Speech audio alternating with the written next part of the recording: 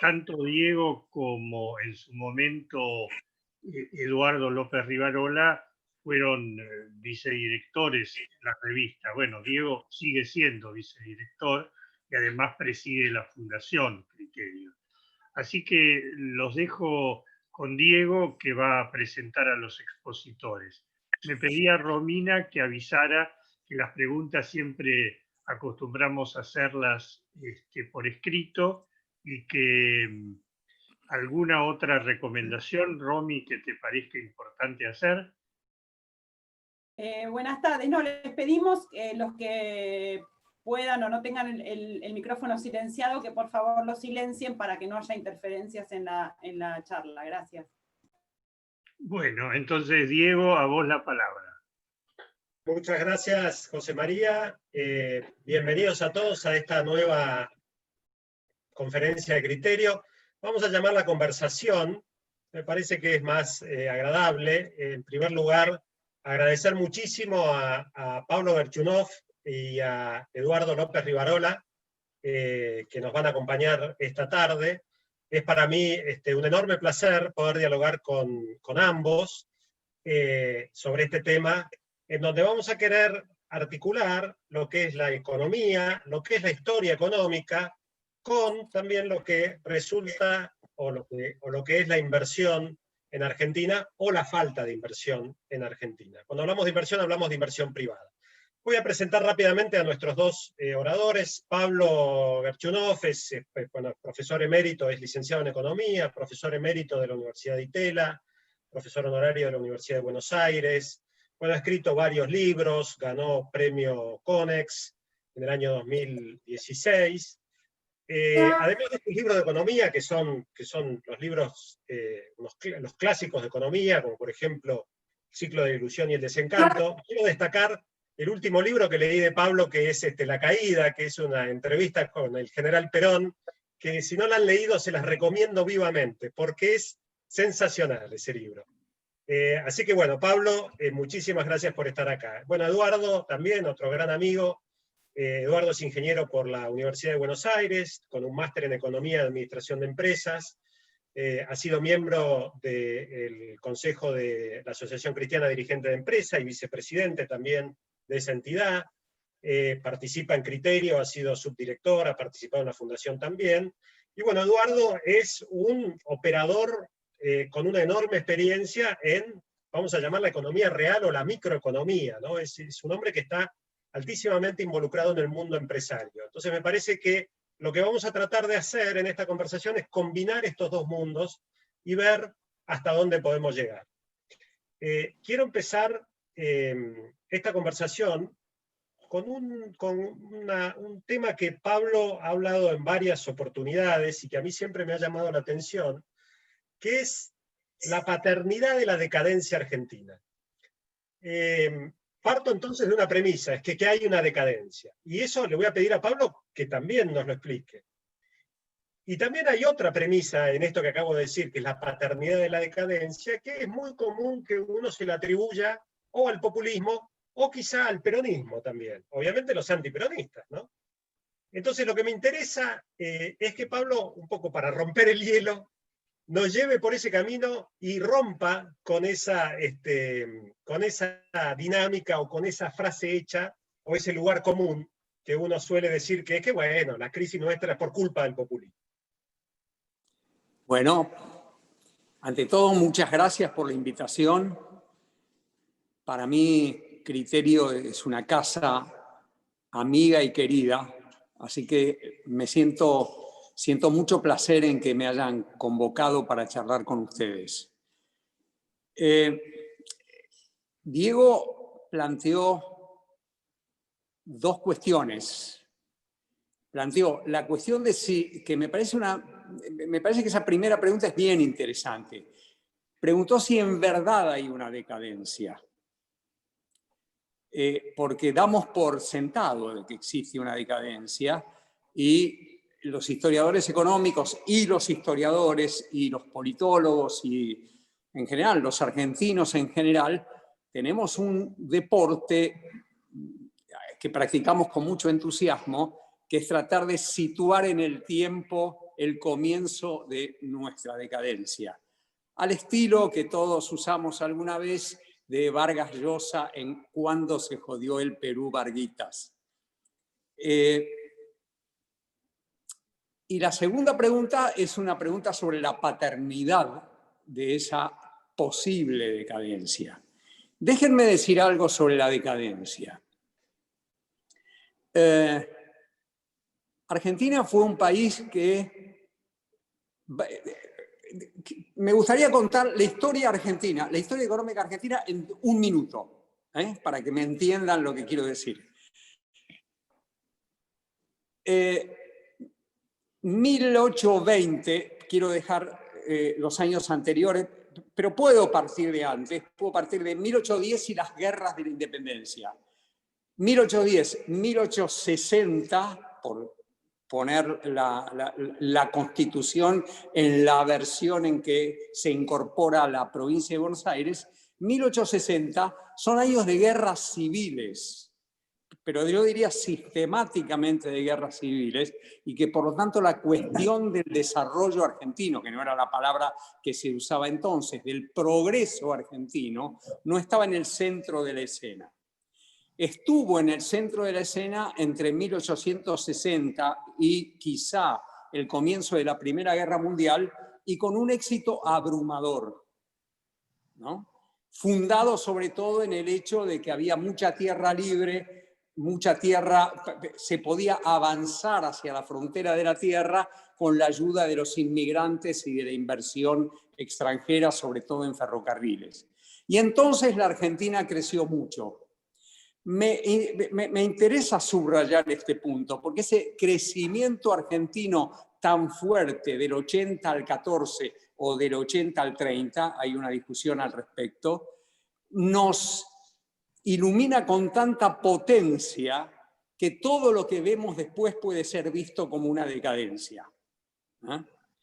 Y sin embargo yo diría lo siguiente, diría que desde 1814, vamos a poner la fecha en 1830, porque si no pongo a los 20 como un momento de decadencia y sería un error. Desde 1930 en adelante, Argentina empieza a tener problemas. Sin embargo, los problemas que tiene Argentina entre 1930 y yo diría 1970 y pico, si queremos poner una fecha, digamos 1974, que son los años de la industrialización protegida, no son definitivamente años malos. Son años en que frente a lo que había vivido la Argentina antes, parecen efectivamente mediocres. Pero en esa mediocridad había un crecimiento y había un proceso de incorporación, de inclusión social. Entonces, me atrevo a decir que yo no podría usar la palabra decadencia sino hasta mediados de los años 70. Sí podría usar para todo ese periodo, el que va del 30 a mediados de los 70, la palabra convergencia. Éramos tan ricos en relación al resto de América Latina que cuando veíamos a Brasil crecer en los años 30, 40, 50 y 60, nos veíamos a nosotros como retrasándonos. Sin embargo, nuestro ingreso per cápita, nuestra diversidad cultural, nuestra diversidad productiva era todavía mucho más importante. Todavía éramos el primer país de América Latina. Lo fuimos todo el tiempo hasta bastante más adelante. ¿Cuándo entonces, si voy a usar la palabra convergencia, para el periodo 30, 70 y pico, ¿cuándo entonces yo ubico o me siento cómodo con la palabra decadencia? Y yo digo, yo me siento cómodo con la palabra decadencia justamente desde un momento que tiene un doble sentido. Digo que está cruzado por dos hechos. Uno que no es dramático y otro que es dramático. El hecho no dramático es que a mediados de los 70 se agotó el patrón de crecimiento fundado en la industria protegida. lo que solemos llamar sustitución de importaciones. Una sustitución de importaciones bastante mediocre respecto a Brasil y México, sí, bastante mediocre. Bastante mediocre respecto a la India o hasta Egipto, puede ser, pero todavía era un país razonablemente integrado socialmente, bastante productivo, en donde las esperanzas de seguir adelante estaban allí. A mediados de los 70 uno puede entonces poner una primera fecha. Mediados de los 70 es el agotamiento de la industrialización sustitutiva. Quiero subrayar la palabra agotamiento. Agotamiento no quiere decir que hubo, como dirían muchos industrialistas, muchos desarrollistas mercadointernistas, una conspiración para derrotar ese patrón de crecimiento. Lo que hubo es un agotamiento. Lo que hubo es una colonización del mercado interno en las décadas anteriores que termina a mediados de los 70. Ese es el hecho no dramático, el hecho que ningún contemporáneo puede visualizar porque pertenece a la historia de la larga duración, que uno no descubre saliendo a la calle y mirando qué pasa. El hecho dramático que se conjuga con ese es que junto con el agotamiento de la sustitución de importaciones se muere Perón. Es decir, muere uno de los líderes centrales, el líder inclusivo además, autoritario e inclusivo, que le dio sentido a una parte de esas décadas anteriores. Y con la muerte de Perón se produce un vacío de poder que hace del agotamiento del patrón de crecimiento un hecho crítico que uno situaría en 1975. En 1975 se juntan la muerte de un líder popular con el agotamiento de un patrón de crecimiento. Hasta aquí, después voy al punto, ningún culpable de nada. Es un proceso histórico en el que, como diría Jorge Asís, lo único que le podríamos achacar a Perón es la irresponsabilidad de morirse. Pero solo eso, ¿no? Desde entonces, sin embargo, yo creo que algo empieza a funcionar bien, a funcionar mal en el motor del crecimiento. Hay arena en el motor. Hay arena que hace que deje de funcionar bien. Y desde entonces, desde que deja de funcionar bien, un hecho externo se mete en la historia argentina e ilumina, así como el 80 al 14 o al 30 había iluminado una parte de nuestra historia, ahora ilumina la parte oscura de la luna. Y es el hecho de que junto con el agotamiento de un patrón de crecimiento aparece ante nuestros ojos y ante nuestra propia experiencia la globalización financiera. Y la globalización financiera tiene una tentación, acarrea una tentación muy grande, que es la idea de suplantar con inversiones de portafolio, con inversiones de corto plazo, de suplantar y, si se quiere, ir al socorro de las demandas sociales, sostener con endeudamiento externo de corto plazo las demandas sociales que se habían generado, yo diría, principalmente durante los años 20 y durante los años 40, durante los años radicales y durante los años peronistas. Entonces, la historia que yo me cuento a mí mismo como decadencia es la historia de una sociedad que trata de sostener un nivel de vida heredado del pasado y que se considera que no tenemos por qué perder, pero sostenido cada vez que se puede sostener por el endeudamiento externo. Y sobre todo por un endeudamiento externo fundado en inversiones de corto plazo, en lo que solemos llamar inversiones de portafolio. Entonces, cuando nosotros a todo ese periodo que va de 1975, 76, hasta hoy, hasta 2019, para sacar la pandemia del medio, cuando nosotros miramos ese todos esos años, nos encontramos con una regularidad. Y aquí, cuando llego a la regularidad, paso a la siguiente pregunta, que es la pregunta sobre el culpable. Porque ¿qué veo yo en estos años que van, para ser preciso, yo lo situaría en 1978, que es cuando la Argentina se abre, la cuenta capital de la Argentina se abre a la globalización financiera. Eso es un bicho extraño, no lo teníamos antes, aparece en ese momento. Las inversiones de portafolio nacen en el 78 y un entomólogo podría mirarlas con atención para ver qué diablos era eso.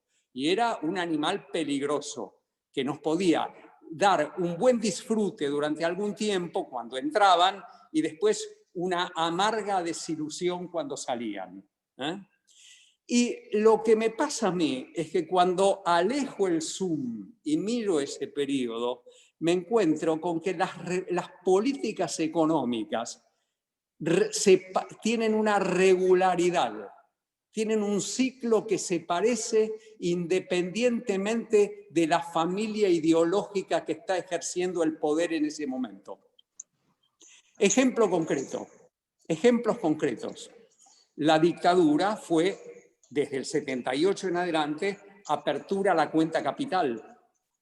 Y fue un momento, tuvo su momento, que las encuestas no existían en ese momento, pero tuvo su momento de gloria, yo no diría popular, pero en donde en todo caso, como lo llamó Guido Di Tella, la palabra populismo yo trato de no usarla, pero Guido Di Tella habló en la revista Criterio de populismo de clase media, para hablar de la experiencia de Martínez de Oz, a quien claramente Guido quería salvarlo del hecho de que era un funcionario de la dictadura porque era un amigo de él.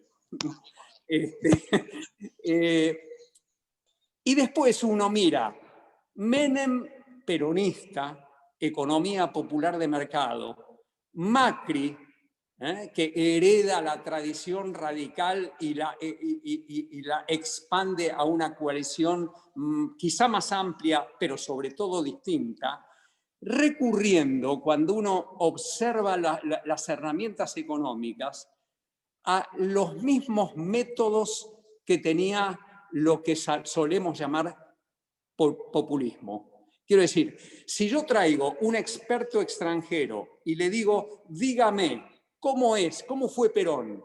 ¿Cómo fue el Perón del 74? Digo también, ¿cómo fue la dictadura del 78? ¿Cómo fue Menem desde que consiguió la estabilidad en el 91 con Cavallo? ¿Cómo fue...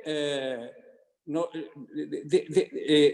de lado a De la Rúa porque De la Rúa es simplemente una extensión dramática de esto que estamos hablando. ¿Cómo fue Macri? Todos fueron lo mismo. Fueron apertura a la cuenta capital, con la palabra clave confianza para atraer a los capitales, palabra que podía ser usada porque cada una de esas experiencias prometía el repago de las deudas que se iban a contraer. Y todos ellos terminaron igual. Y cuando uno lo describe, ¿qué describe? Tipo de cambio bajo, expansionismo fiscal, baja tasa de ahorro y baja tasa de inversión. No como hoy, pero en general baja tasa de inversión. ¿Puedo encontrar yo entonces una diferencia entre Menem y los demás? ¿Puedo encontrar allí un culpable al que llamar, no sé, populismo o neoliberalismo? No, son experiencias de política económica que en la esencia son bastante parecidas. Alguien me podría decir entonces, ¿qué hacemos con el kirchnerismo? El kirchnerismo al comienzo no puede entrar dentro de esa familia de políticas económicas basada en el endeudamiento externo, en la apertura de la cuenta capital, el atraso cambiario y la expansión del consumo.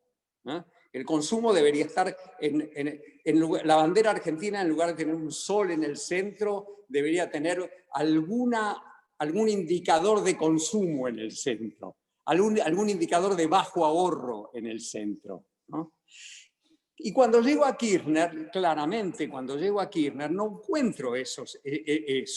Pero cuando no encuentro eso, no lo encuentro porque Kirchner es el heredero, es el que sigue a la experiencia dramática de la crisis de una crisis de deuda, que es la de 2001.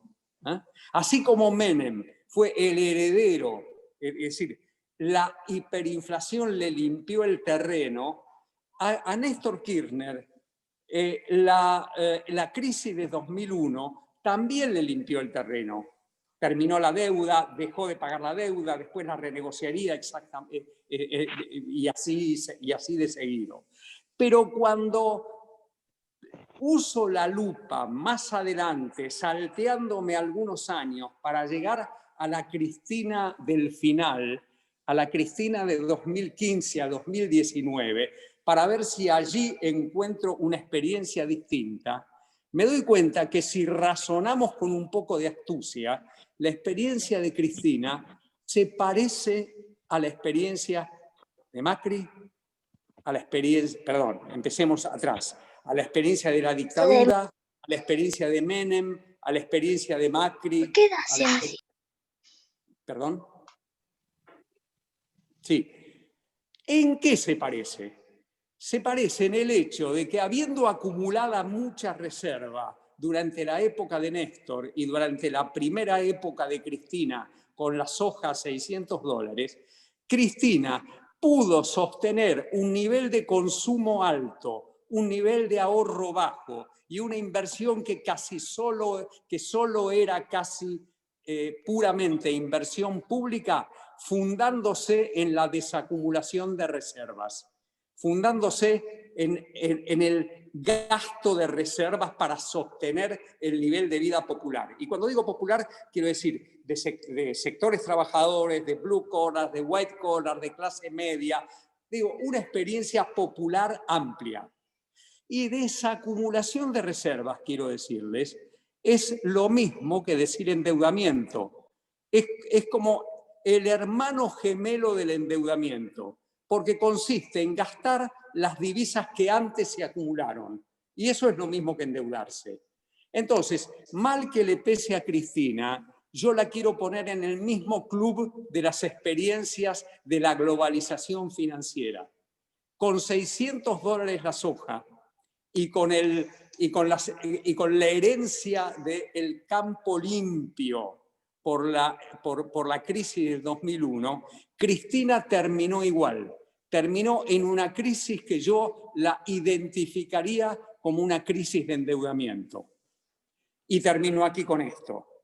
Si cada uno de estos gobiernos, que son políticamente tan distintos, que son retóricamente tan distintos, que miran la economía de una manera tan distinta, unos que usan un discurso de responsabilidad, cultura del trabajo, exportaciones crecientes e inversión, y el otro que usa un discurso nacional y popular, y sin embargo todos coinciden en la baja tasa de ahorro, en la alta tasa de consumo y en una inversión que nunca crece, y en su conjunto, todos combinados, nos dan una de las peores tasas de crecimiento del PBI per cápita del mundo entre 1974 y 2020, no puedo identificar un responsable.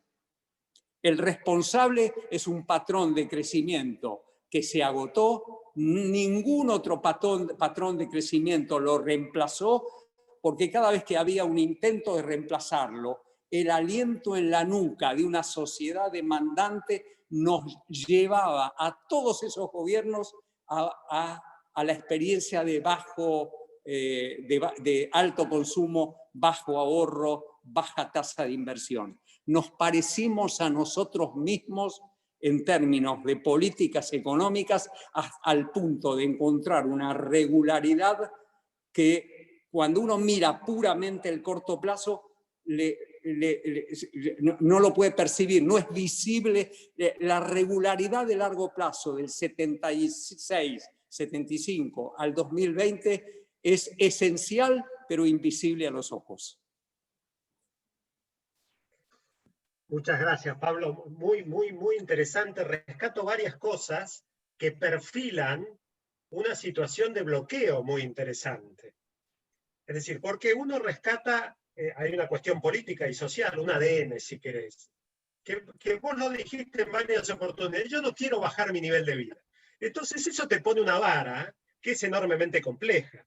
Ese sería un comentario. Y otro, en todo el desarrollo que vos hacés de buscar este ADN, ¿no? Que es un ADN distinto del lugar común, del populismo, porque vos atravesás histológicamente y decís, todos lo hicieron. Pero hay una cosa que está ausente, que vos hablás muy bien y hacés la distinción entre lo que es la inversión de portafolio y lo que está ausente siempre es la inversión directa. Es decir, exacto, esa inversión directa que desaparece, y entonces acá me gustaría que Eduardo un poco nos ilustre sobre qué es lo que ve, ¿no? Hay 250.000 millones de dólares, dicen por ahí, que los argentinos tienen afuera. Eso sería inversión directa. Bueno, ¿qué miro yo para justamente invertir y reequilibrar eso que vos describís como que está desequilibrado y bloqueado, ¿no? Sí, gracias, Diego. Yo comenzaría un poco por los últimos 30 años, del 75 en adelante, digamos, y viendo, a ver, la gente de empresa es gente que tiene que entender de microeconomía. Un empresario no necesariamente tiene que entender de macroeconomía. Es buenísimo escuchar economistas, a uno le ilustra, le hace pensar, le hace reflexionar, le da perspectivas. Pero un hombre de empresa tiene que pensar en su empresa, en su mercado, en sus mercados, en sus planeamientos estratégicos, en sus productos, en mejorar el producto, en sus competidores, en su personal, tiene temas de control de gestión, tiene temas de liderazgo, tiene temas de acompañar a todos sus equipos de trabajo. Eso es lo que se enseña en las escuelas de negocios.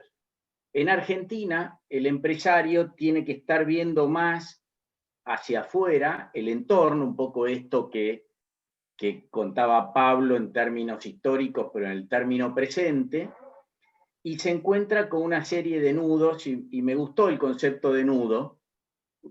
A veces se agarra una idea para desarrollarla o tener perspectivas de lo que le ocurre a diario en términos de ese concepto, y el concepto de nudos me parece muy apropiado para lo que es la situación económica y la situación en la cual se desarrollan los negocios en Argentina.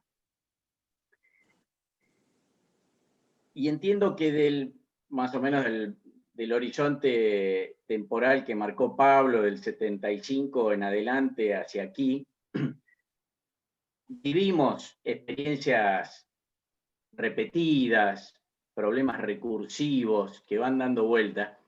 Y a mí hay un concepto que siempre me gustó mucho, por quién lo dijo y a quién referenció, que es un concepto de Ortega y Gasset en la rebelión de las masas, que Ortega y Gasset lo cita Nietzsche, con nombre y apellido, y poniéndose de acuerdo con Nietzsche, diciendo, bueno, ¿cuál es la diferencia entre el hombre y el resto de los animales? Y Ortega y Gasset dice, la gran diferencia es que el hombre tiene memoria y construye en base a la memoria. Y da un ejemplo que tiene lirismo, que es muy lindo. Dice, el tigre de hoy es idéntico al tigre de hace 6.000 años, o algo similar, dijo. Porque cada tigre tiene que empezar de nuevo cada día. El ser humano construye historia, construye cultura, construye formas de trabajo, formas de relacionarse, cosa que el tigre no puede. En este sentido, podríamos decir que Argentina es un verdadero tigre de Latinoamérica. Así como los tigres asiáticos son tigres de la economía, nosotros somos también tigres en un sentido como el que describía Ortega y Gasset, porque siempre recomenzamos. Es absolutamente increíble las trabas que se van repitiendo y son las mismas de hace 10 años, de hace 20 años, de hace 30 años. Cada tanto se destraban y cada tanto se traban.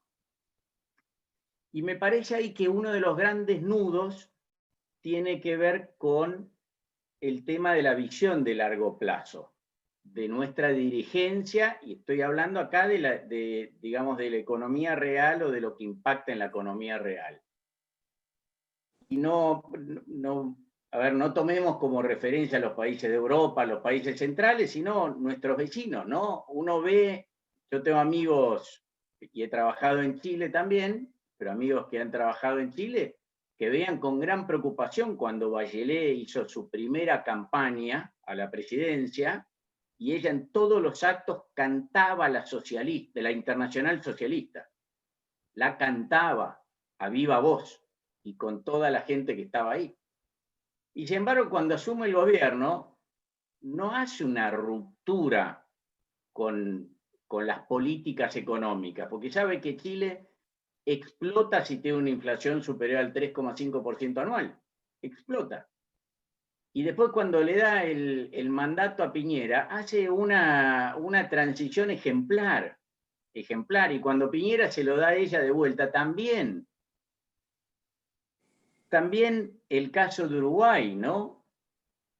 Digamos, con Mujica, que cuando asume todos decían, bueno, él fue Tupamaro, su mujer también era de armas llevar, va a generar una sociedad en base al resentimiento, a la izquierda, al socialismo, y sin embargo, él estuvo, y con la gracia con que habla habitualmente, estuvo muy agradecido al gobierno de Cristina por haber cerrado los mercados para la Argentina. Porque grandes capitales fueron a invertirse ahí, desarrollaron mucho su economía.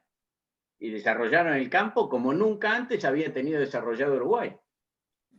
Brasil con Lula y con todo el lío de Lavallato, incluso, nunca cerró la salida de divisas, de distribución de dividendos de empresas extranjeras, que es una de las bases para que una economía sea atractiva para inversores. Entonces yo creo que uno de los grandes temas que tenemos en Argentina, y voy un poco a lo conceptual y después temas más específicos, es la falta de mundo que tienen algunos de nuestros dirigentes. El no haber viajado nunca al exterior. Yo recuerdo alguna vez que tuve un almuerzo con Gustavo Vélez, después de haber pasado por el gobierno de Menem, en que él contó cómo fue la transformación de Menem, que Menem cuando hizo campaña para ser presidente era una especie de hazmerreír de la oposición, digamos, y que por otro lado propiciaba hacer un Ministerio de la Mujer, un Ministerio del Joven, y se veía que iba a ser también muy populista y de gran presencia del Estado, y Vélez lo llevó a ver las economías europeas y las economías socialdemócratas europeas. Y ahí Menem, debe haber sido la primera vez que salió del país, se dio cuenta que el mundo era distinto y que uno puede tener un planteo social y de crecimiento de las distintas capas sociales con economía de mercado, no llamemos capitalismo, para no herir sensibilidades o no ir al choque con nombres o estereotipos. Y yo creo que hoy por hoy estamos viviendo algo similar en la Argentina. Me parece que lamentablemente al presidente le vendría bien un buen viaje al exterior, quizás por la pandemia no pudo hacerlo, y empaparse fíjense ustedes, por ejemplo, pareciera ser que al presidente le gustan los gobiernos socialistas del norte de Europa, Finlandia, Noruega, Suecia, porque lo cita mucho como referencia. Pero cada vez que lo cita como referencia, le vuelve la contra diciendo, no, señor, pero usted, a ver, venga acá y vea cómo se maneja esto. El último intento de referencia que tomó fue cuando Argentina, y este es uno de los nudos, me parece, centrales, cuando Argentina definió como servicio esencial las telecomunicaciones, los servicios de Internet e incluso la televisión por cable, para así fijarle precio máximo arbitrado por el gobierno, dijo, bueno, en muchos países de Europa esto sucede así, en Finlandia, sin ir más lejos. Y tuvo que salir el gobierno finlandés para decirle, no, señor, no es así. Acá hay libre mercado, porque entendemos que con el libre mercado vamos a tener mejores prestaciones y mejores precios. El gobierno asegura una franja mínima de prestación de Internet para aquellos que no pueden pagar un servicio de Internet. Pero no es un servicio esencial y la tarifa no la fija el gobierno, porque si no tendríamos un peor servicio. ¿Sí? Que por otro lado, en los 90 se habló mucho de dos conceptos que era el principio de solidaridad y de subsidiariedad, que son dos conceptos centrales. El de subsidiariedad en particular, el de solidaridad también, todos lo conocemos y todos buscamos practicarlo, pero el de subsidiariedad, que dice que un ente superior o un gobierno conviene que no desarrolle una tarea que puede desarrollar un ente digamos, de nivel inferior, o en este caso, empresas. ¿Qué es lo que en la práctica le estaba diciendo el gobierno finlandés a nuestro gobierno? Señores, si hay gente que está más capacitada para llevar adelante servicios de Internet, que lo lleven a cabo. No va a intervenir el gobierno, porque si interviene el gobierno va a deformar ese mercado. Entonces yo creo que gran parte de los nudos viene de, por un lado, esto que comentaba Pablo, de la necesidad de financiar corto plazo y consumo. Eso es un hecho. La verdad es que nuestro ministro de Economía actual se formó en Estados Unidos, se fue profesor adjunto de un premio Nobel de Economía de Estados Unidos. Sería bueno que hablara con el premio Nobel de Economía para ver si él en su casa en Estados Unidos la pagó de contado o la pagó financiada a 35 años. Y si el teléfono celular lo pagó de contado o con un plan de 12 cuotas. Es como que el tema de financiamiento es uno de los nudos en Argentina que está dado vuelta, un poco por esta ansia de darle consumo a la población de corto plazo y no pensar en inversiones de largo plazo. Pero si nos tenemos que remontar al año 75, estamos llevando casi 50 años de esta cultura, que son 2 generaciones completas, ¿no? Si consideramos 25 años más o menos cada generación. Y es mucho tiempo de ir acostumbrándonos a disfrutar del consumo presente versus el ahorro para inversiones de largo plazo. Ahora, si nosotros somos 40 millones de individuos, de habitantes del país, pensamos de esta manera, ¿por qué los inversores van a pensar de manera distinta? A esto se le suman algunas otras trabas que yo quiero solo formularlas para sumar digamos, a la situación, a la descripción de la situación compleja que vive la Argentina. Y fijarnos en función siempre de alternativas de inversión. Como decía Diego, hay dinero de argentinos en el exterior. Los últimos 10 años yo trabajé en relación con fondos de inversión que se llaman fondos de private equity, que son precisamente los fondos que compran empresas, invierten en empresas para hacerlas crecer y a los 5, 10, 15 años las venden, habiendo hecho crecer la empresa. Y esos son inversores que tratan de ver, bueno, qué condiciones tengo en el mercado interno y qué condiciones tiene esta empresa para crecer a futuro.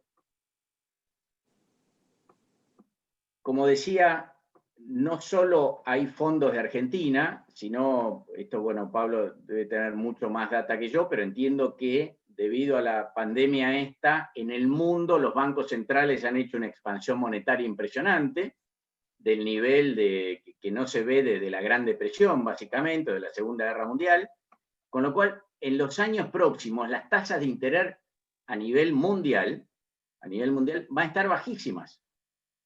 Con lo cual va a haber posibilidad de que muchos inversores inviertan no en instrumentos financieros, sino en empresas, porque los instrumentos financieros van a dar tasas muy bajas.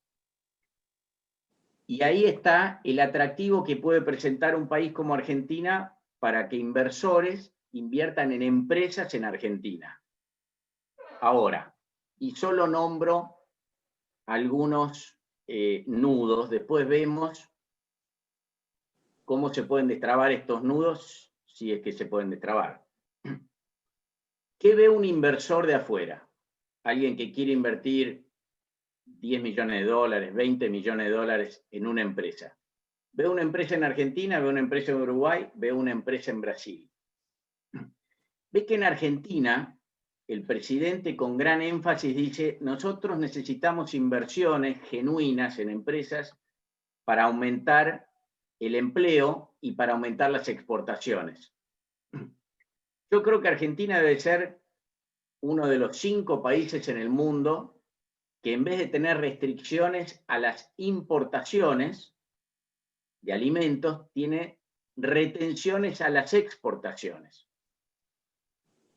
Y que son de un nivel altísimo. El gobierno ahora dijo la semana pasada o hace 2 semanas, bueno, vamos a incentivar a los exportadores, los de soja. En vez de pagar el 33% de retenciones, van a pagar solo el 30%. Lo cual para un inversor es un chiste, porque Uruguay no tiene retenciones a las exportaciones. Brasil tampoco tiene retenciones a las exportaciones de los años 90, hace 30 años. Y cuando quisieron, hará 5 años, en Brasil volver a poner retenciones, no lo permitió las cámaras, no sé, los legisladores, no sé si son diputados o cómo, pero no pudo salir esa ley que quería instrumentar el gobierno. Entonces, una de las primeras cosas que ve un inversor es qué tan rentable puede ser este mercado interno o la posibilidad de exportar de esta empresa. Hoy por hoy, en este sentido, estamos por el lado de las exportaciones. Nosotros, comparado con una inversión de igual monto en Brasil o en Uruguay o en Chile, estamos en gran desventaja. Por otro lado, el mercado interno de Argentina, que somos 42 millones de habitantes más o menos, es similar al de Colombia, es muy superior al de Uruguay. Uruguay es un mercado más o menos como la provincia de Córdoba. Brasil es 5 veces Argentina. Mercado interno sería atractivo, pero sin embargo, fíjense la cantidad de empresas que hoy están saliéndose del país. No me preocupa a mí en particular, Walmart se está retirando de la región, pero sí Falabella, que no se está retirando de la región, o Danone.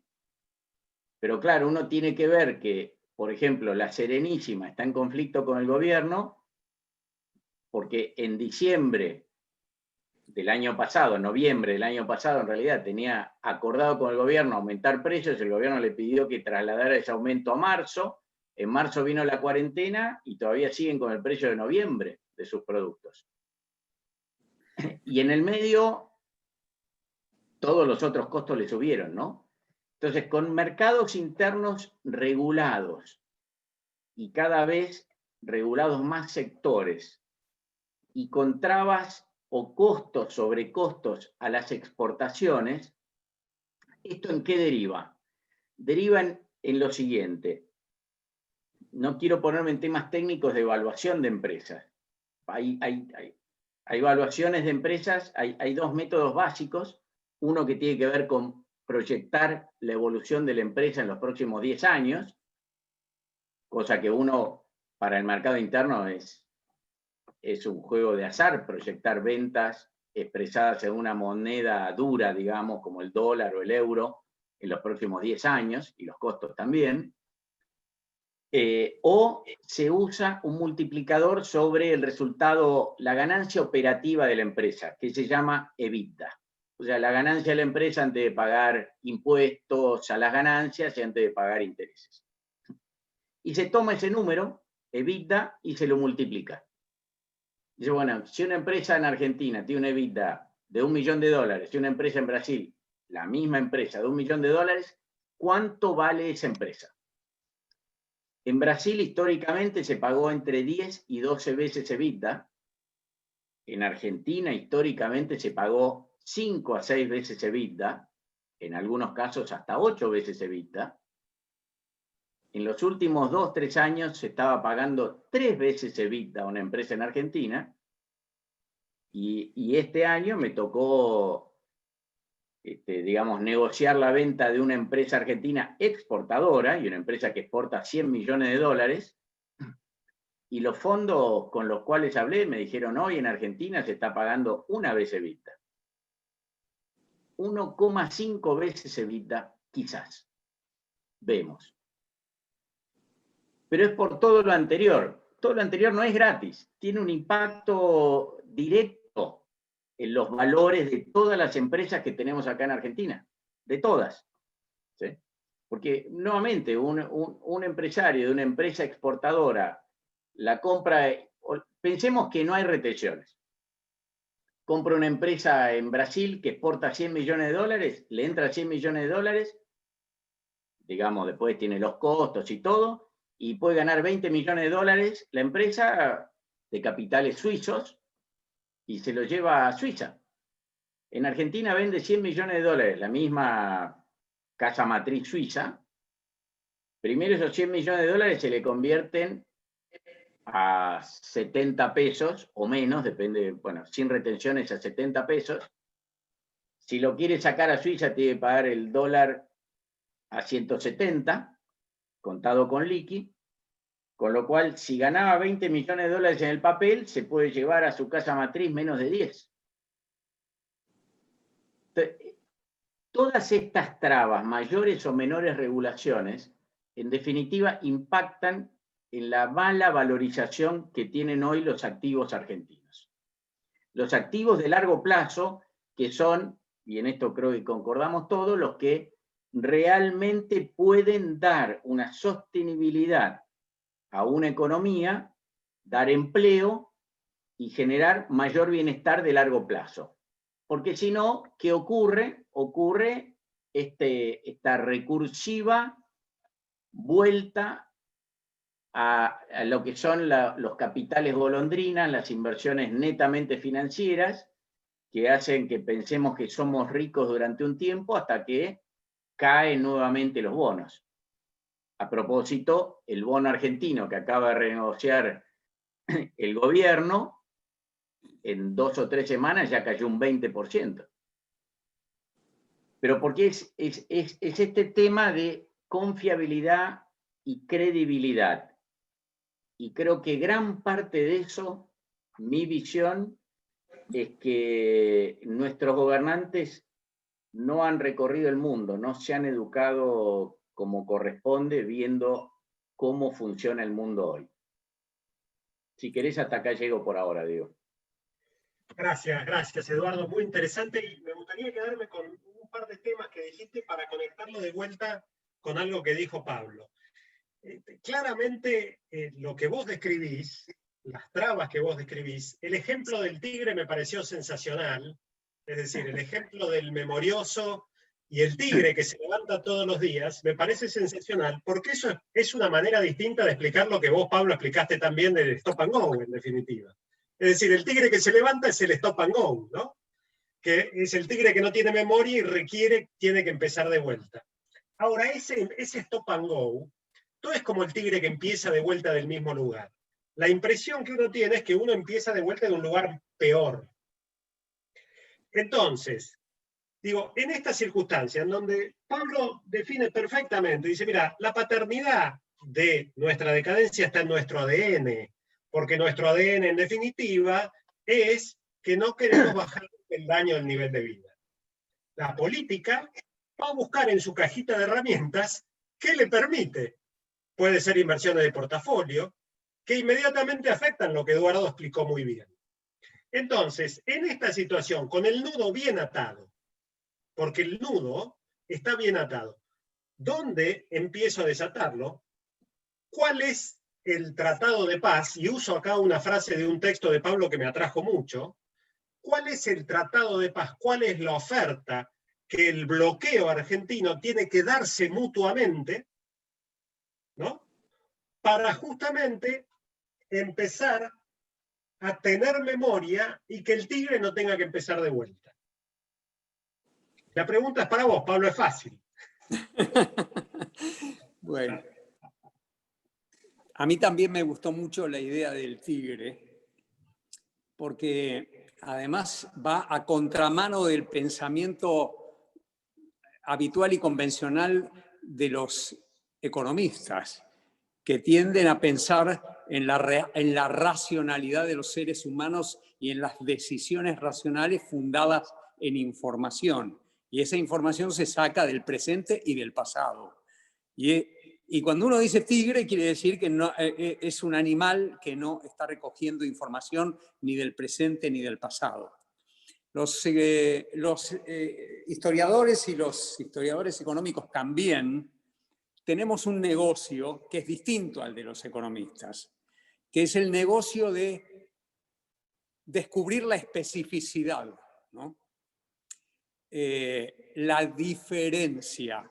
En general, en la visión de un economista hay un manual de comportamiento y si no se sigue ese manual de comportamiento es simplemente porque los gobiernos están equivocados. El problema surge cuando aparece la figura del tigre, el problema surge por el hecho de que, lo escribí en un artículo que se llama La paradoja populista, junto con dos amigos. El problema surge cuando los gobiernos se equivocan todo el tiempo y son distintos gobiernos que cometen los mismos errores. Tigre, tigre, tigre, tigre, ¿no? Entonces es muy llamativo y, como te decía, es el negocio de un historiador que trata de encontrar la especificidad. Si yo te dijera, ¿qué otro país del mundo piensa en términos, los cientistas sociales, por decirlo así, piensan en términos parecidos? El único que yo encuentro en donde hay un pensamiento de ese tipo, ¿qué le pasa a esta sociedad, no a estos gobiernos? ¿Qué le pasa a esta sociedad? El otro caso que conozco es Italia, en donde modulan explicaciones del tipo de las que yo estoy dando. Y cuando uno pasa a mirar el comportamiento de Italia, la dinámica de la economía italiana, desde el euro en adelante, y se encuentra con que es uno de los peores casos de la Europa del euro.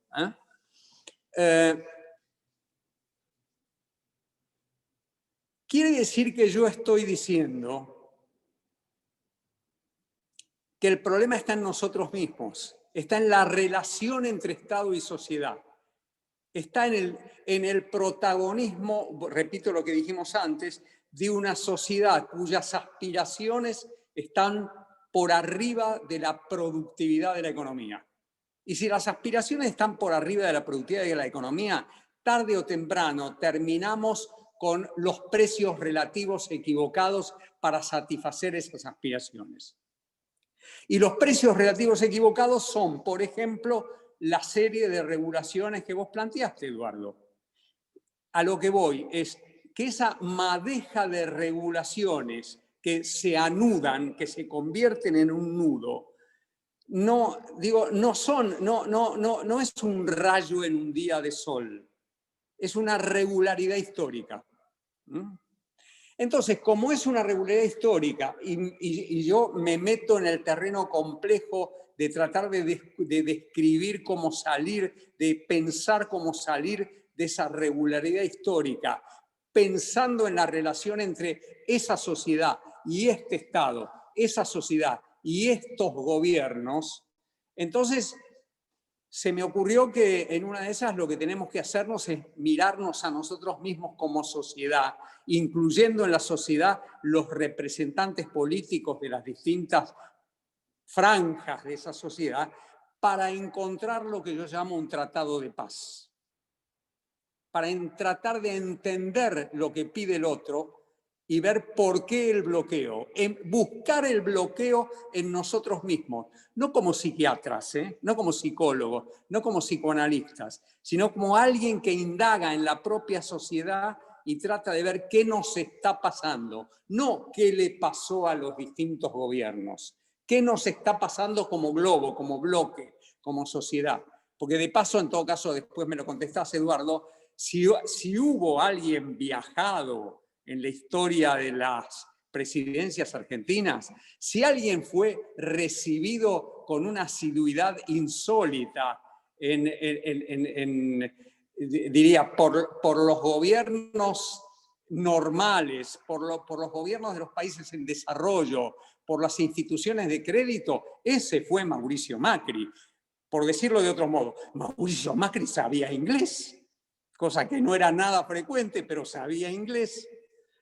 Entonces, como yo no participo, después discutimos, ¿no? Como yo no participo de esa mirada, porque cuando encuentro la excepción quiere decir que la regla no está funcionando bien, tengo que preguntarme acerca de cómo encontrar un tratado colectivo que nos saque de estas malas prácticas que son comunes a todos.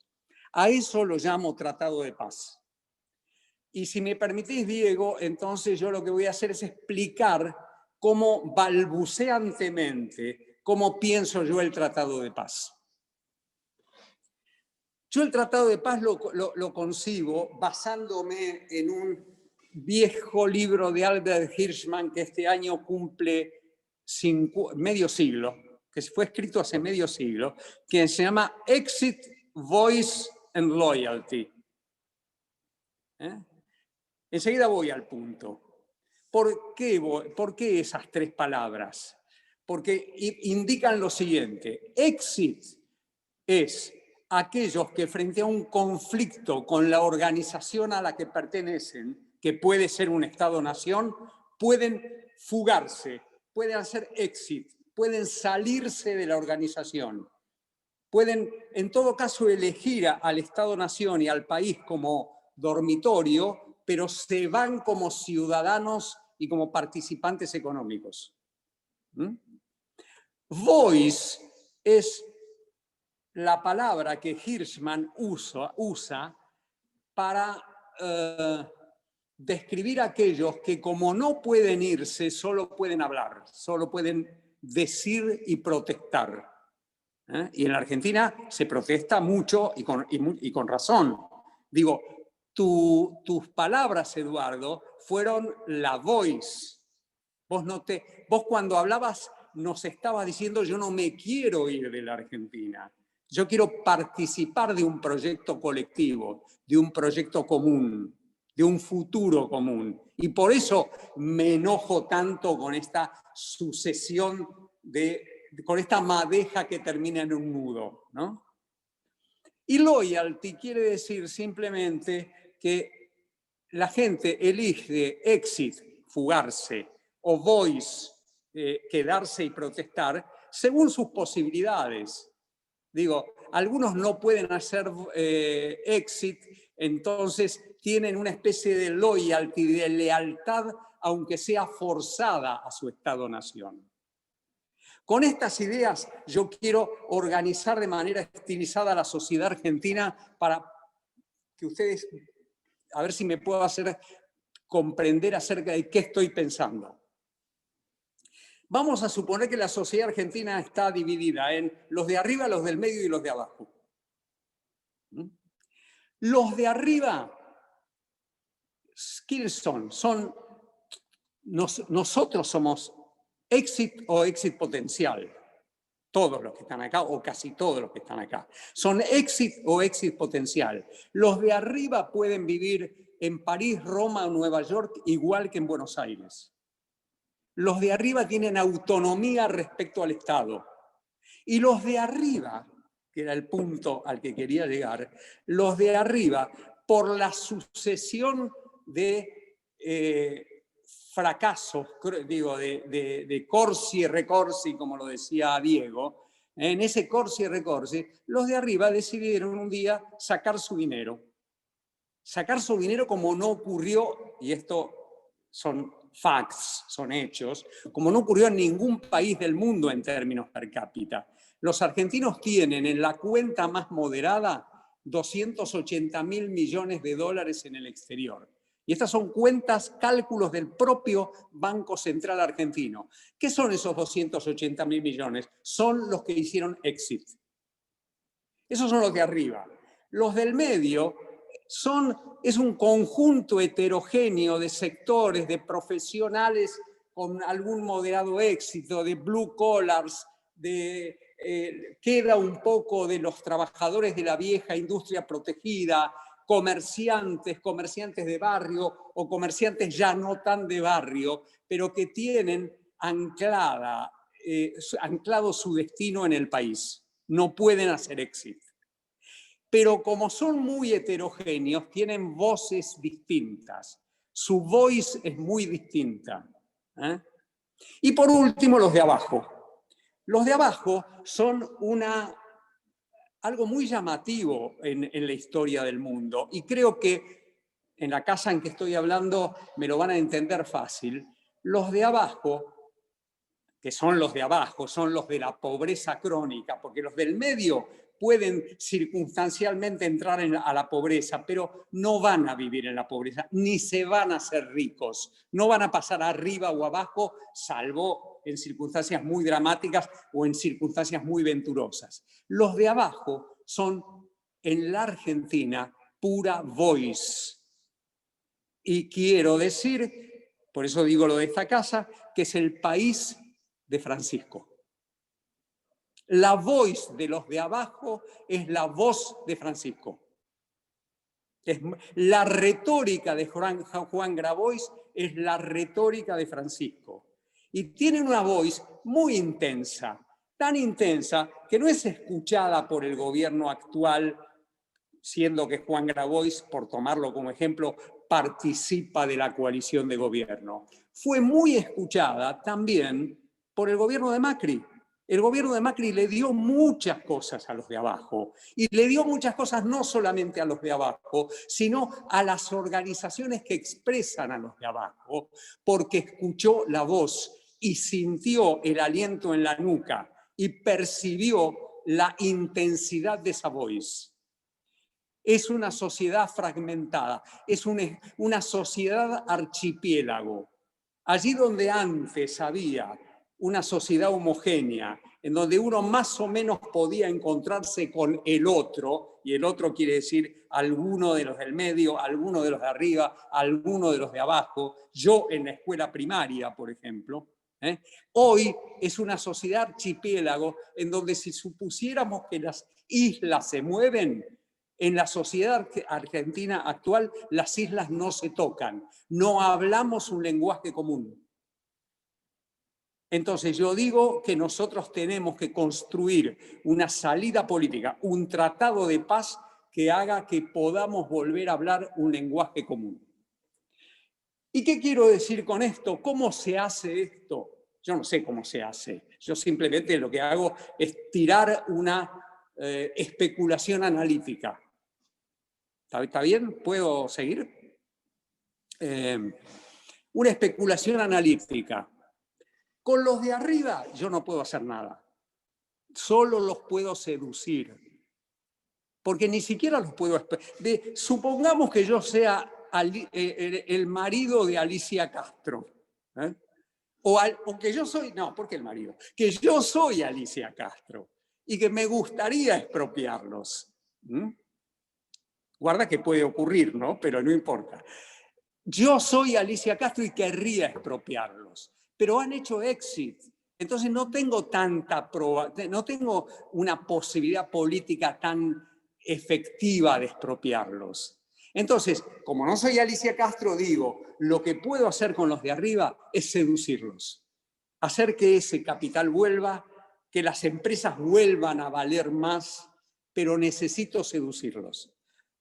Para seducir a aquellos que se fueron o que pueden irse, porque exit no es solamente los que se fueron, exit es los que se fueron más aquellos que están, pero pueden gritar contra las políticas del gobierno y amenazar con irse. Para que los de los de arriba vuelvan e inviertan, necesito que pase algo con los del medio y con los de abajo. Entonces, lo que tiene que pasar con los del medio y los de abajo es que la proposición general es la siguiente. Tiene que pasar que los del medio y los de abajo, que por ejemplo los antiguos trabajadores industriales, de los cuales debe quedar algo parecido a 1 millón y pico, digamos, ¿no? Que los viejos trabajadores industriales que pedían proteccionismo y cobertura del gasto público no la pidan más. Que sepan, esto es crucial en lo que estoy diciendo, que los precios relativos están para impulsar el crecimiento. Que yo no puedo poner el precio de las tarifas públicas en el nivel que quiero, porque tengo que tener las tarifas públicas al nivel que implique la expansión de la energía, por ejemplo, o la modernización del transporte y de la infraestructura, por ejemplo.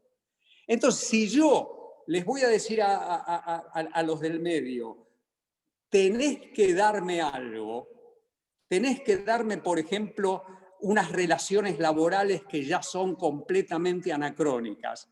Si yo le pido al del medio que ceda, tengo que ceder yo. Tengo que ceder yo como el de arriba, como estoy diciendo, yo soy el de arriba, yo tengo que ceder. Y ahí es donde yo apelo al artículo 14, después hablo de los de abajo para terminar. Yo ahí digo, apelo al 14 bis de la Constitución. El artículo 14 bis es el artículo de los derechos sociales. ¿Y qué dice el artículo de derechos sociales? Dice que los trabajadores de las empresas, de cualquier empresa, de un comercio, de un gran comercio, de una gran industria, de lo que fuere, podrían tener participación en las ganancias. Y podrían tener participación incluso en la gestión. Y cuando lo planteo como acuerdo voluntario, no lo planteo como una cosa compulsiva que viene del Estado. Digo, juntate, Eduardo, con tu empresa, en realidad digo con tu empresa de manera retórica, porque digo, supongamos que tenés una empresa instalada en la Argentina, quiero decir, ¿no? Y que tenés una empresa productiva con muchos trabajadores, lo que fuere. Yo digo, estoy convencido, Eduardo, que si vos pudieras negociar con tus trabajadores, como pasó en Vaca Muerta en la época de Macri, si vos pudieras negociar con tus trabajadores un cambio en los mecanismos de relaciones laborales, si pudieras negociar una flexibilidad laboral, un modo más moderno de relacionarse en el mundo productivo. Y si, dada la inestabilidad y la pérdida de valor de tu empresa, que vos mismo has descrito, digamos, imaginariamente, digamos, ¿no? Estoy suponiendo que esa caída de valor es de una empresa tuya, ¿no?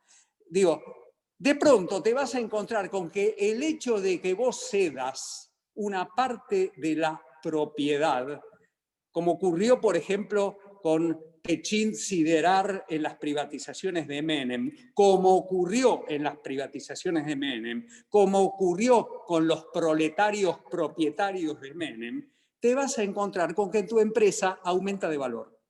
¿Por qué? Porque hubo un tratado de paz. Porque vos hiciste la paz con tus trabajadores y pudiste sacar con astucia lo que vos necesitabas, que era una arquitectura regulatoria que desate el nudo. Y así lo digo, hay en el medio, diría, muchísimos casos en que un gobierno con liderazgo político puede estimular este tipo de negociación. Yo te doy propiedad, pero vos dame precios relativos y regulaciones para crecer. Lo voy a repetir porque es importantísimo para mí.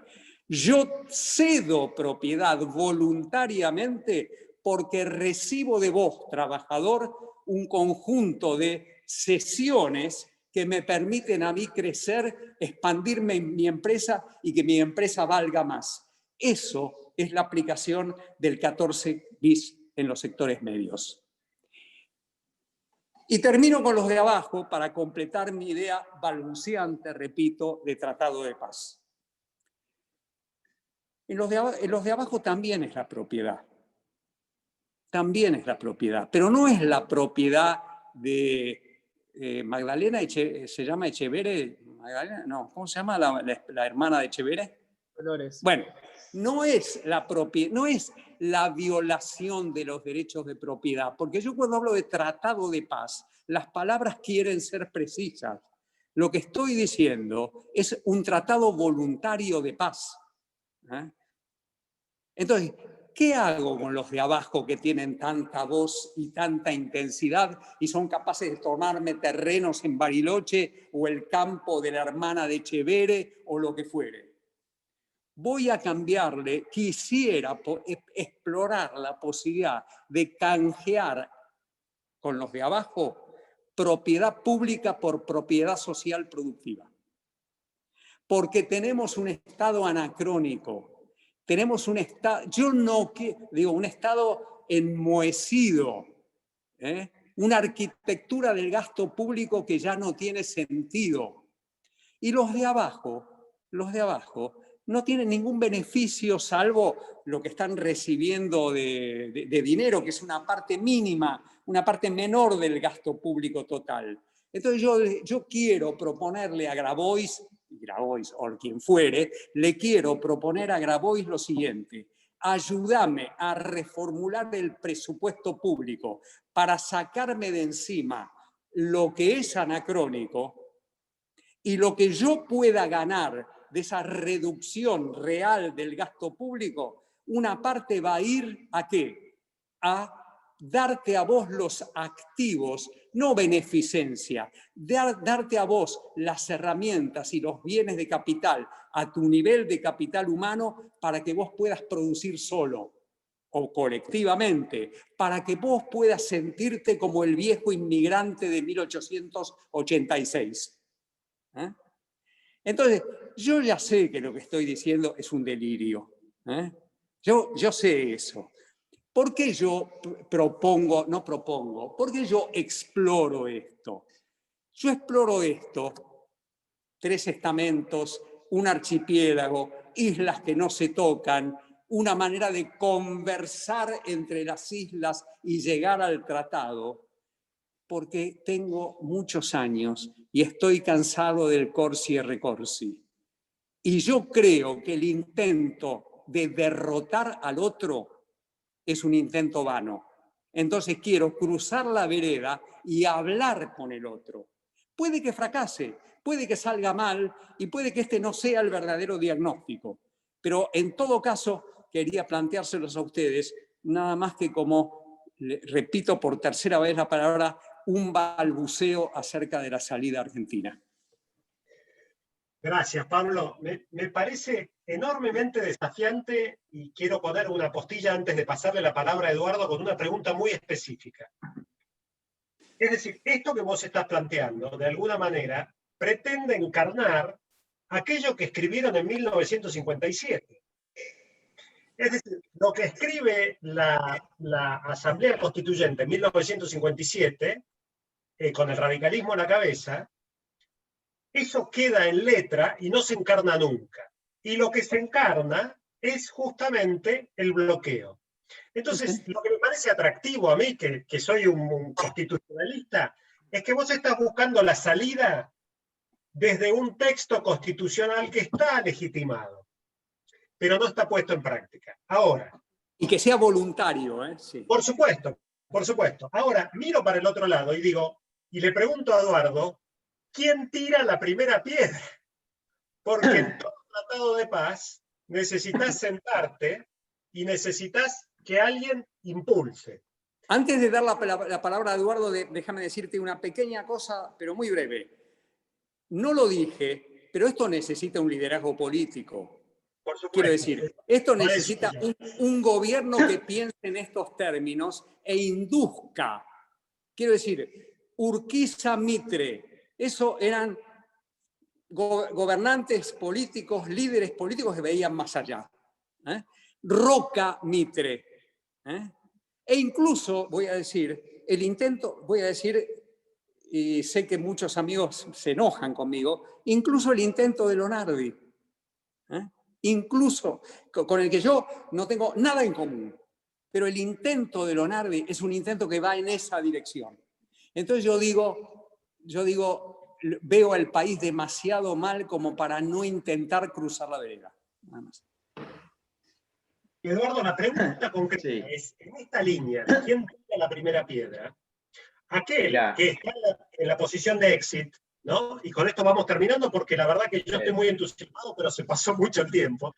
¿Ah, sí? ¿Quién tira la primera piedra y cómo contás esto en una situación sin liderazgo político y en una situación en donde, obviamente, tenés una cantidad de nudos atados que te impiden dar ese primer paso? Claro. Un poco lo que propone Pablo, hay experiencias en el mundo, ¿no? De participación sindical en directorios y en los activos mismos.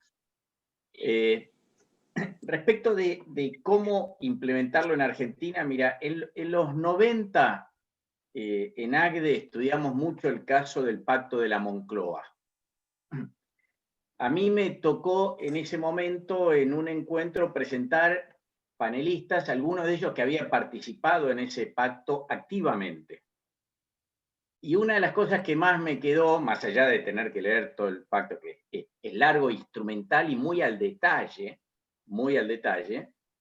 pero lo que me quedó fue que cuando se reunieron finalmente con el representante de la izquierda, Carrillo, que había matado monjas, curas, no solo, ¿no? Había matado lo que se le cruzara, terminaron la conversación y se pusieron de acuerdo y firmaron en 40 minutos, menos de una hora.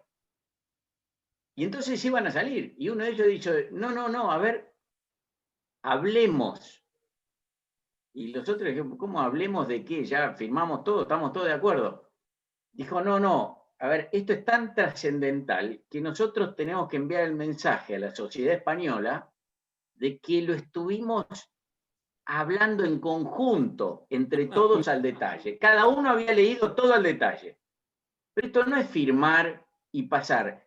Tenemos que enviar el mensaje, y tiene que entender la sociedad española, que en conjunto en esta mesa pasamos 4 o 5 horas leyendo y poniéndonos de acuerdo, no peleándonos. Y estaba Carrillo, repito, en una de las puntas de la mesa, ¿no? Este es el de criterio, no es el de CUDES.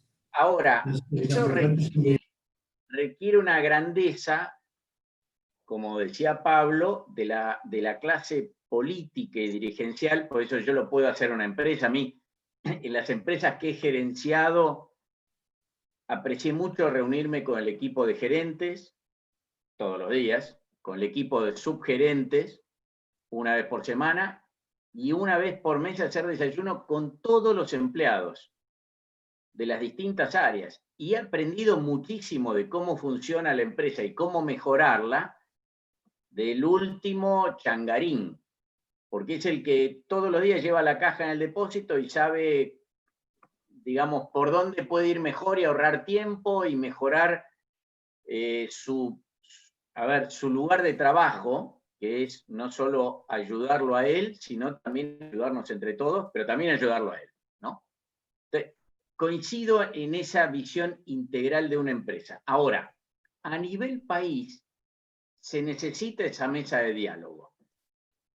En algún momento Criterio puso a disposición esta mesa de diálogo en el gobierno de Duhalde para hacer charlas, conversaciones para aunar criterios.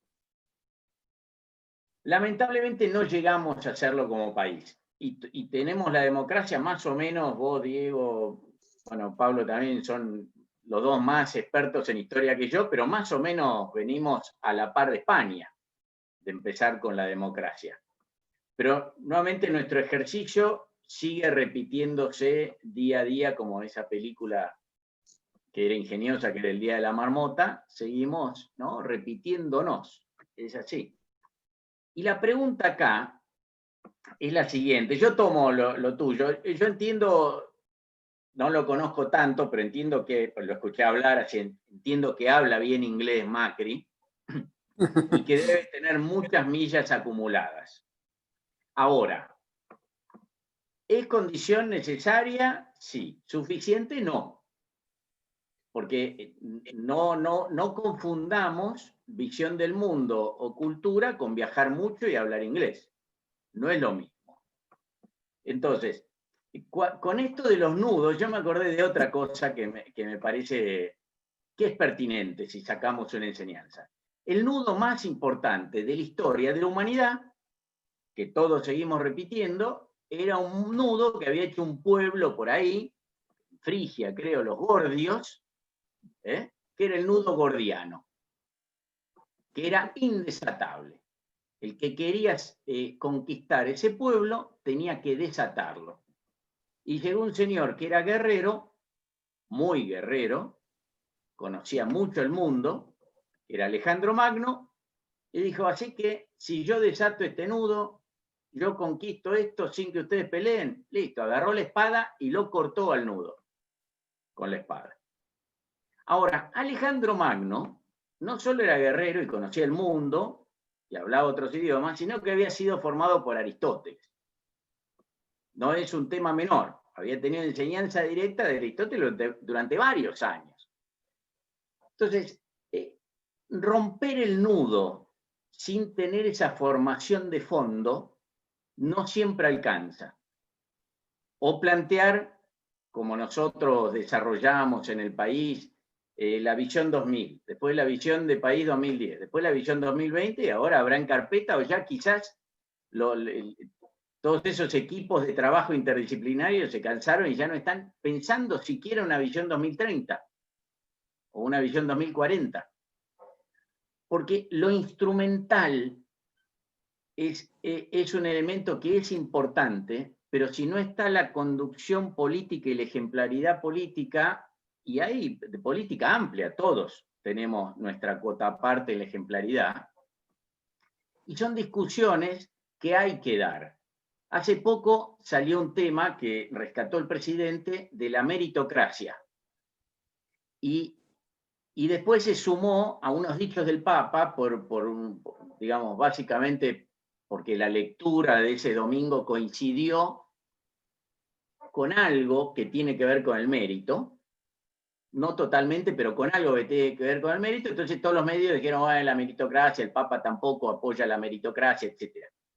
Cuando la meritocracia, entendida en una sociedad como la nuestra, formada por inmigrantes básicamente, tiene que ver, no necesariamente, y yo coincido que hay una falacia en esto de decir, no todos tenemos la misma formación, no todos partimos del mismo punto de partida, con lo cual no todos podemos llegar al mismo punto de llegada, porque algunos tienen menos formación, nacieron digamos, no tuvieron las posibilidades, ¿sí? Y esa es una falacia, y es cierta. Ahora, la otra falacia es pensar que el mérito tiene que ver con el resultado, y no con el esfuerzo. Y yo me acuerdo, y acá voy a filosofía muy, muy del tercer nivel, como diría Pablo, ¿sí? Cuando era chico, me gustaba leer filosofía, pero me gustaban leer los carteles o las cosas que escribían los camioneros en los camiones, gente ya muy típico de barrio. Y hay uno que yo leí de muy chico que me quedó totalmente grabado, que me parece una gran verdad de vida, que decía, algo así como, el verdadero mérito de una persona no está asociado a la altura a la cual ha llegado, sino a los obstáculos que ha superado. ¿Sí? Eso lo escribió un camionero. Y me pareció extraordinario, porque de eso se trata el mérito. No de si yo llegué a ser el mejor de todos, sino a si yo logré superar todos los obstáculos que se me presentan con mi esfuerzo propio y puedo llegar a ser mejor que yo hace 1 año o 5 años. Ese es el gran mérito. Y esa es la ejemplaridad. Ahora, se está yendo el tiempo, yo respeto los tiempos, Diego, pero creo que esa ejemplaridad de la clase dirigente es la que hace falta en función de lograr estos acuerdos, que yo prefiero la palabra acuerdos antes que consensos, porque quiere decir que sigue habiendo diferencias, no todos tenemos que pensar igual, pero acordamos en algunos puntos. Y después de estos acuerdos, ¿sí?, instrumentémoslo en participaciones, etc. A mí me gusta el camino ese de lograr, y me gusta el concepto. Hay que ir cambiando los conceptos para ver si alguno nos entra a los argentinos. Este concepto de tratemos de lograr algún acuerdo de paz. Me gusta como concepto. Bueno, son las 7:30, con lo cual me parece que es una hora más que prudente para terminar, porque si no, como los tres nos entusiasmamos mucho, podemos seguir por los siglos de los siglos. Entonces, lo que yo quiero en primer lugar es agradecerles enormemente, Pablo, por tu tiempo, por tus conceptos, por tus palabras, por tu entusiasmo. A Eduardo lo mismo. Recordarles a todos que esto queda grabado en el canal de Criterio de YouTube, con lo cual los que quieran volver a verlo, allí va a estar. Y nuevamente agradecerles muchísimo, muchísimo la presencia, y bueno, ya nos veremos nuevamente en alguna nueva conversación que organicemos en Criterio. Les doy 30 segundos a cada uno para que se despidan. No, yo simplemente quiero agradecerles, lo disfruté mucho de las, pues no lo dije antes, de las intervenciones de Eduardo, me enseñaron mucho, y de nuevo, me siento amigo de una casa a la que quiero. Bueno, Gracias, muchas Pablo. gracias también, Pablo, por tus palabras y por todo. He escuchado hablar varias veces y siempre se aprende mucho. Y respecto de Criterio, bueno, este es un canal nuevo para todos, del Zoom, pero lo primero que me impresionó en una reunión de Criterio, de las de los martes, de la de Consejo de Redacción, una vez que me invitó Rafi Brown, fue el primero que me invitó a participar allí, fue el silencio absoluto que reinaba en 14 que estábamos ahí. En ese momento todavía estaba Carlos Floria y estaba Botana Padre. El silencio absoluto que reinaba cuando uno hablaba y quería compartir una idea. Porque es el respeto a escuchar la idea del otro. Acá el Zoom, uno acalla los micrófonos de todos y es más sencillo, la tecnología ayuda en eso, pero es fundamental para el entendimiento. La escucha atenta, que significa que si el otro habla, yo en ese momento escucho. Ya me va a tocar hablar, pero bueno, muchas gracias también a Criterio, que es para mí la segunda casa hace 20 años más o menos. Muy bien, nos despedimos. Muchas gracias a todos. Chao, a pronto. Un abrazo.